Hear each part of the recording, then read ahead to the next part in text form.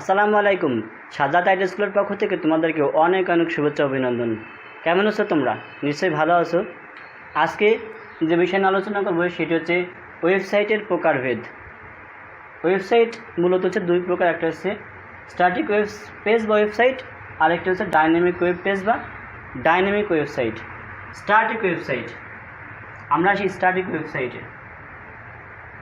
Static website হচ্ছে যে website পূর্ব থেকে তৈরিকৃত কিছু তথ্য প্রদর্শন করতে পারে তাকে বলা হয় স্ট্যাটিক ওয়েবসাইট। পূর্ব থেকে তৈরি করা, অর্থাৎ আগে থেকে তৈরি করে রাখা যে তথ্যগুলোই সাধারণত প্রদর্শন করে থাকে সেটাকে বলা হয় স্ট্যাটিক ওয়েবসাইট। স্ট্যাটিক ওয়েবসাইট ডেটার মান নির্দিষ্ট থাকে। স্ট্যাটিক ওয়েবসাইটে ডেটার মান ওয়েব পেজ চালু করার পর বা লোডিং করার পর এটা পরিবর্তন করা যায় না, অর্থাৎ স্ট্যাটিক ওয়েবসাইট কখনোই পরিবর্তনযোগ্য নয়। স্ট্যাটিক ওয়েবসাইট বা ওয়েব পেজ যেটি আমরা তৈরি করব সেটিই চলতে থাকবে। সাধারণত স্ট্যাটিক ওয়েবসাইট তৈরি হয় HTML ভাষা দিয়ে। সাধারণত স্ট্যাটিক ওয়েবসাইট তৈরি করা হয় HTML ভাষা ব্যবহার করে। স্ট্যাটিক ওয়েবসাইট তৈরি করা হয়, অর্থাৎ আমরা যদি কোনো পেজ তৈরি করি, এইভাবে তৈরি করি, এখানে একটা ছবি, এখানে কিছু নাম, এখানে আদার্স তথ্য দিই, তো এই যে পেজটা তৈরি করলাম, পূর্ব থেকে তৈরি করলাম, এই পেজটা এইভাবেই থাকবে। এই পেজের কোনো কিছু পরিবর্তন করা যাবে না। আমরা যে পেজটা যেভাবে তৈরি করব সেই পেজটা সেইভাবেই থাকবে, সেইভাবে চলতে থাকবে। এটাকে বলা হয় স্ট্যাটিক ওয়েবসাইট। তো স্ট্যাটিক ওয়েবসাইট HTML ভাষা ব্যবহার করে কিন্তু মূলত তৈরি করা হয়। আর স্ট্যাটিক ওয়েবসাইটের বর্ধিত নামের শেষে .html অথবা .htm কথা লেখা থাকে। অর্থাৎ স্ট্যাটিক যে ওয়েব পেজ, আমরা যে ওয়েব পেজগুলো তৈরি করি প্রত্যেকটা পেজের একটা নাম থাকে, সেই নামটা এখানে থাকে, আগে থাকে, এবং এরপরে .html অথবা .htm এটিকে বলা হয় ফরম্যাট নাম। অর্থাৎ এই বর্ধিত অংশ সাধারণত HTML বা HTM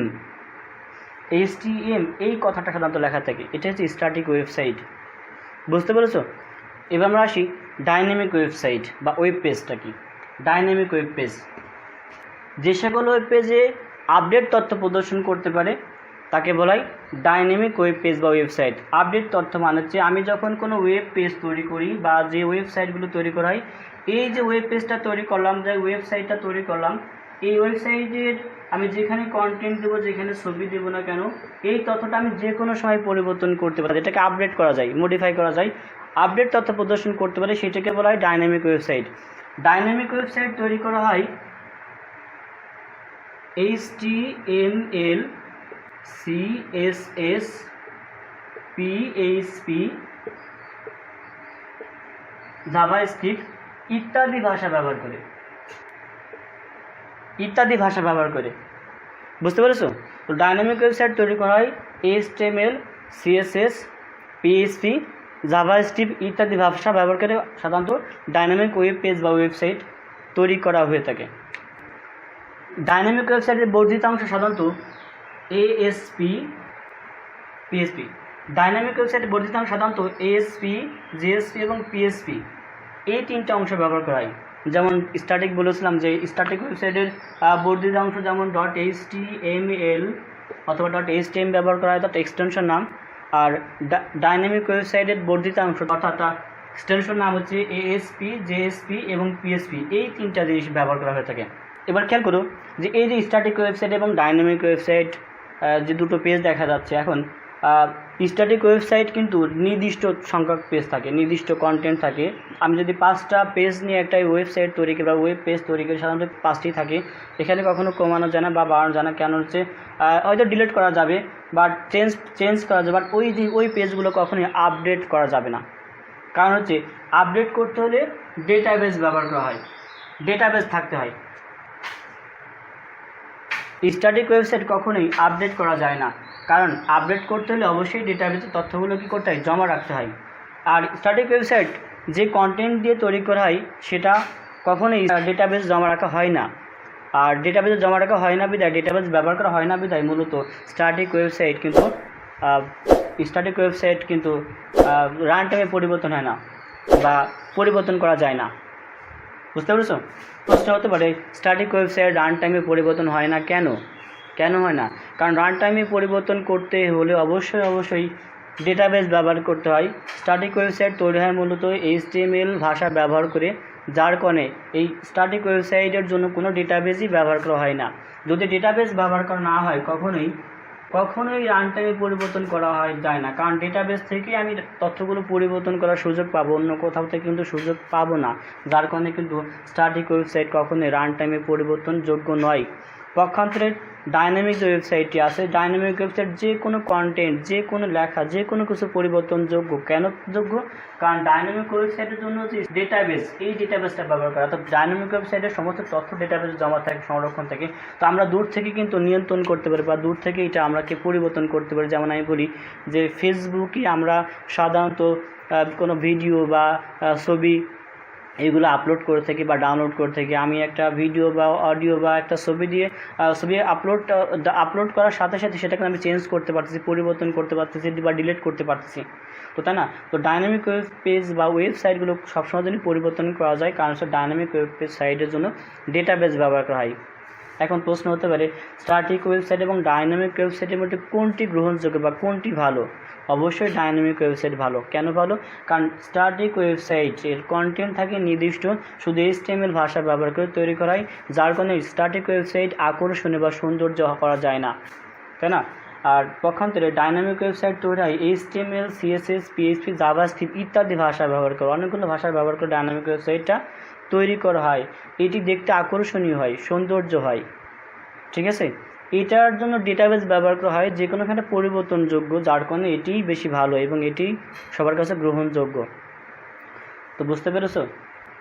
অবস্থানের উপর ভিত্তি করে এই ওয়েবসাইটটিকে আবার দুভাগে ভাগ করা হয়, সেটা হচ্ছে লোকাল ওয়েবসাইট এবং একটা হচ্ছে রিমোট ওয়েবসাইট। এখন লোকাল ওয়েবসাইটটা কি? যে সকল ওয়েবসাইট নিজস্ব কম্পিউটারে সংরক্ষণ করা হয় এবং নিজেই এটাকে নিয়ন্ত্রণ করা হয়, দূর থেকে নয়, সেটা হচ্ছে লোকাল ওয়েবসাইট বা ওয়েব পেজ।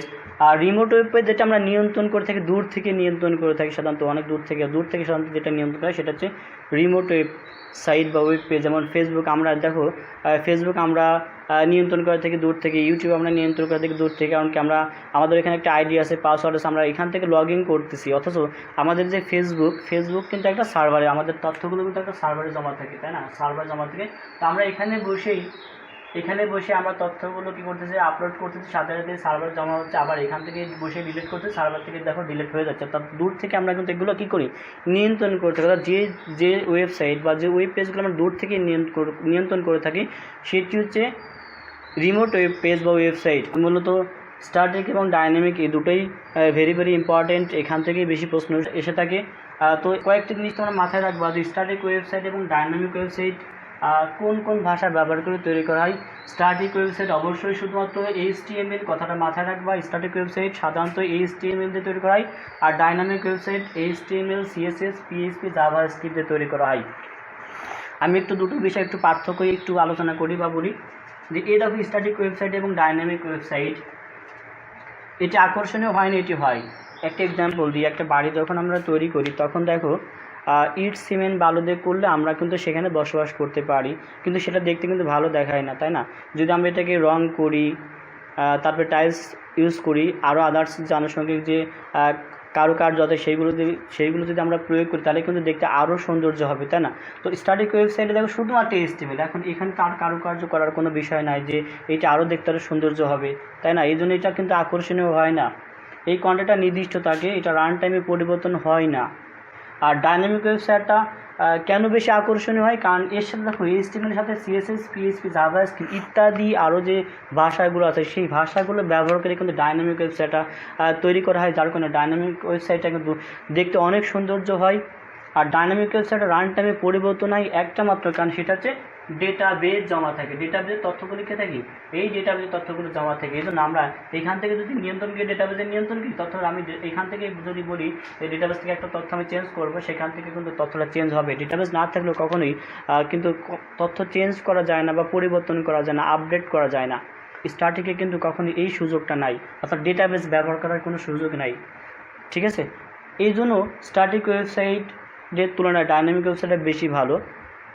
এটি হচ্ছে স্ট্যাটিক এবং ডাইনামিক ওয়েবসাইটের পার্থক্য বা সুবিধা, বা ডাইনামিক ওয়েবসাইট কি, স্ট্যাটিক ওয়েবসাইট কি। আশা করি তোমরা স্ট্যাটিক ওয়েবসাইট এবং ডাইনামিক ওয়েবসাইট বুঝতে পারো। এবার আমরা আলোচনা করব ওয়েবসাইটের কাঠামো।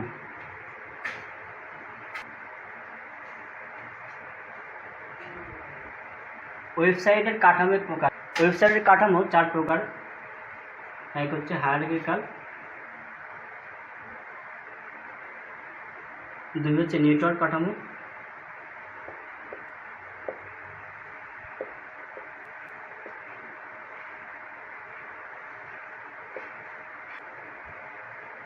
4 হচ্ছে হাইব্রিড কাঠামো। তো ওয়েবসাইটের কাঠামো 4 প্রকার: হায়ারার্কিক্যাল কাঠামো, নেটওয়ার্ক কাঠামো, লিনিয়ার কাঠামো এবং হাইব্রিড কাঠামো। হায়ারার্কিক্যাল কাঠামো এবং লিনিয়ার কাঠামো এই দুটি ভেরি ভেরি ইম্পর্টেন্ট, এইখান থেকে বেশি প্রশ্ন হয়ে থাকে। তা আমি এই 4টি আলোচনা করব। তো প্রথমে শুরু করি হায়ারার্কিক্যাল কাঠামো।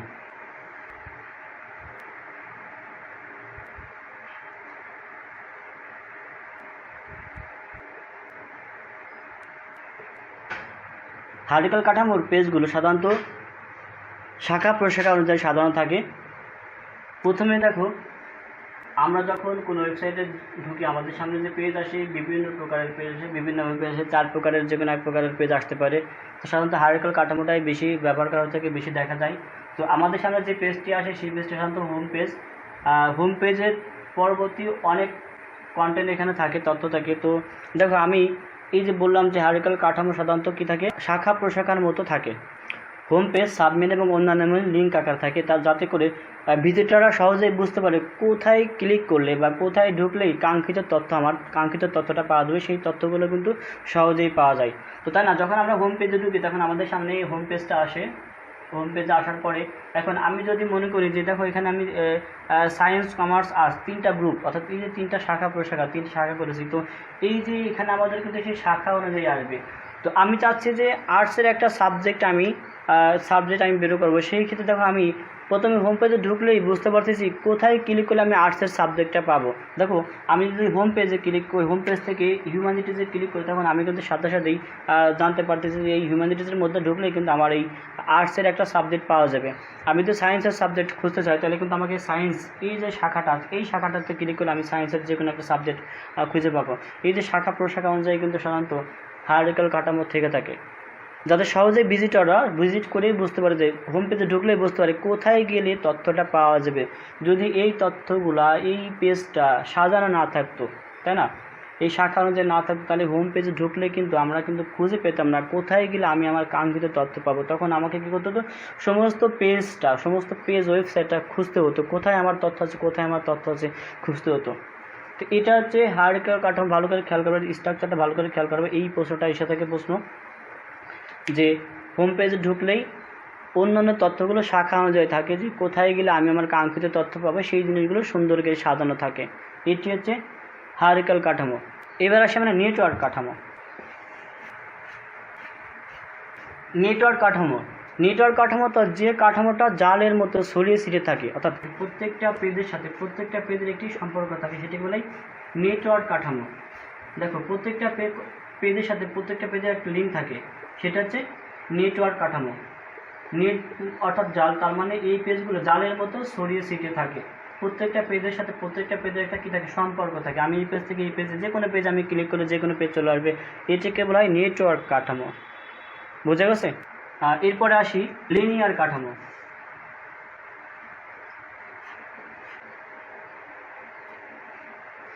লিনিয়ার কাঠামো কোনো ওয়েবসাইটের পেজগুলো যখন ক্রমানুসারে থাকে, ক্রমানুবর্তী তালিকা অনুযায়ী থাকে, ক্রমিক অনুযায়ী থাকে, সেটাকে বলা হয় লিনিয়ার কাঠামো, অর্থাৎ ক্রমিক অনুযায়ী পর্যায়ক্রমে থাকে। লিনিয়ার কাঠামোতে সাধারণত প্রত্যেকটা পেজের পরে নেক্সট বা প্রিভিয়াস কথা লেখা থাকে। এইটি ধরি আমি প্রথম পেজ 5।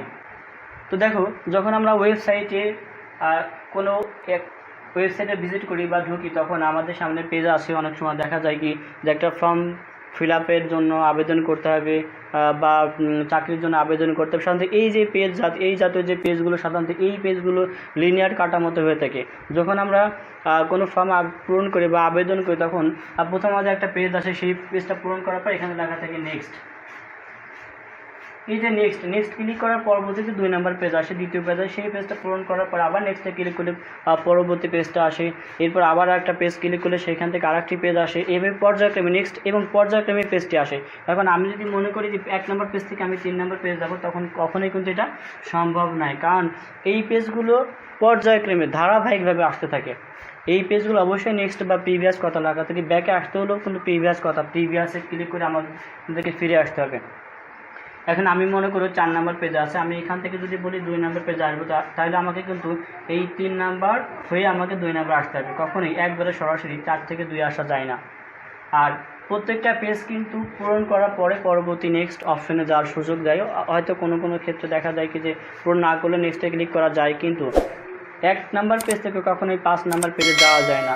1 থেকে 2, 2 থেকে 3, 3 থেকে 4, তারপরে 5, আবার 5 থেকে ফিরে আসতে হবে ঠিক 4, 3, 2, 1 এইভাবে ব্যাকে আসতে হবে। কখনোই এটা এদিক ওদিক করা যায় না। এই লিনিয়ার কাঠামোটা সাধারণত দেখা যায় এই চাকরির আবেদন বা বিভিন্ন ফর্ম পূরণ, এই ক্ষেত্রে সাধারণত এই লিনিয়ার কাঠামোটা বেশি ব্যবহার করা হয়ে থাকে।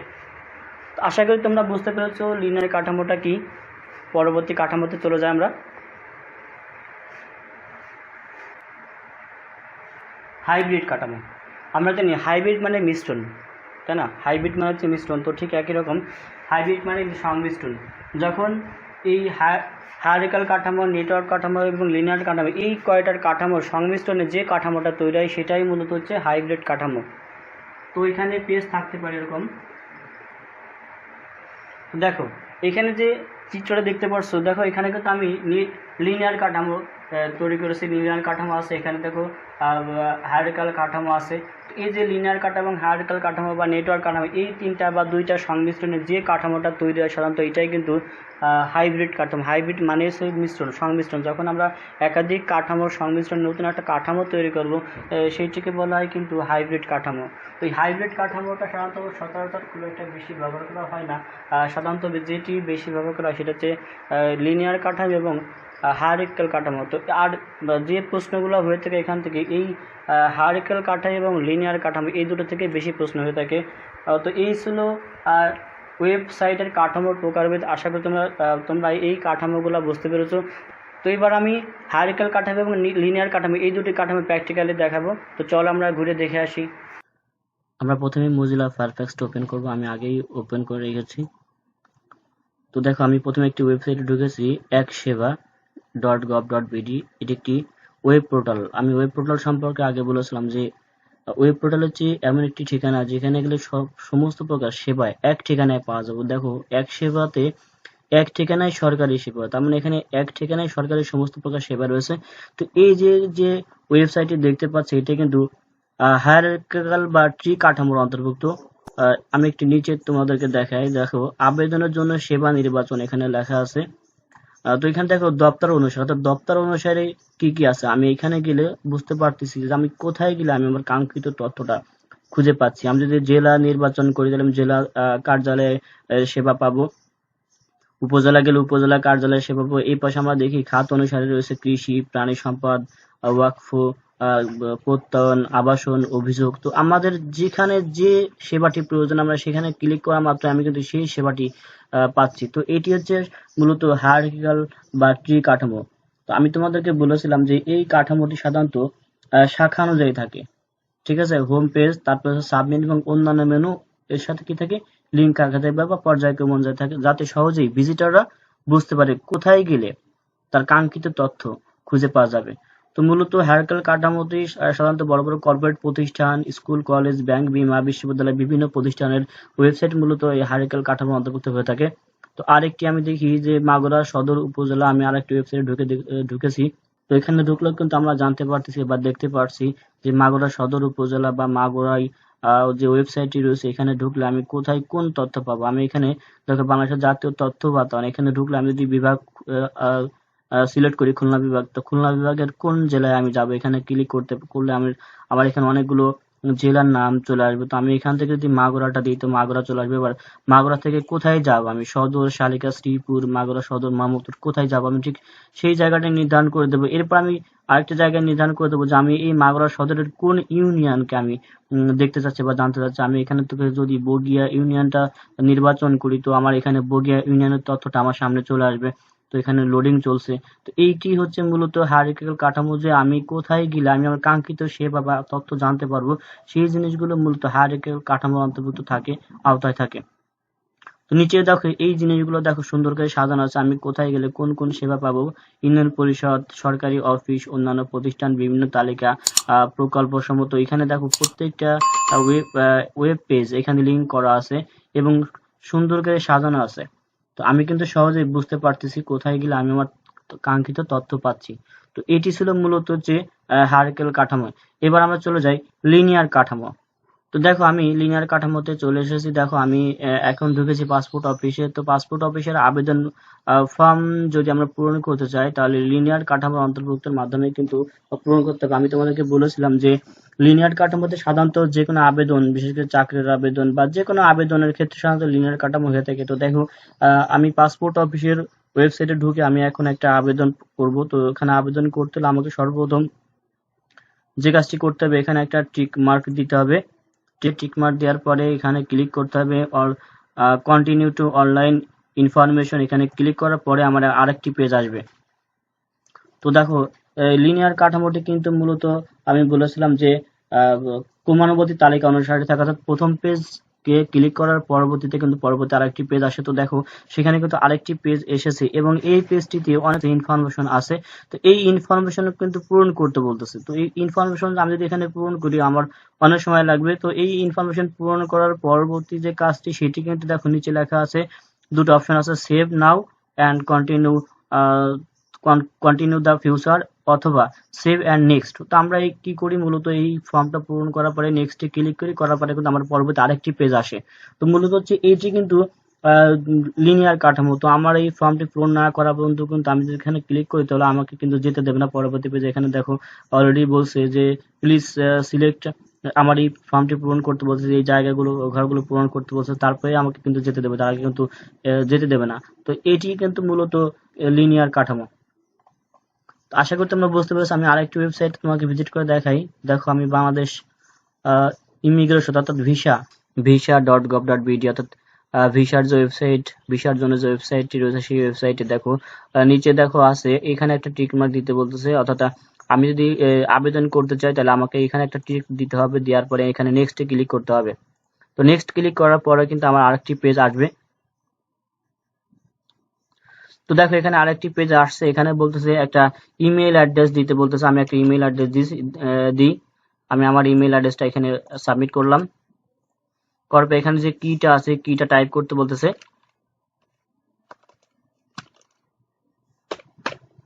তো দেখো আমি এখানে কিন্তু ইমেল অ্যাড্রেস দিয়েছি এবং এখানে যে ইমেজটা আছে, যে কি কোড আছে, এই কি কোডটা কিন্তু আমি এখানে লিখেছি। এবার নেক্সট ক্লিক করতে, অর্থাৎ পরবর্তী পেজে যেতে বলতেছে।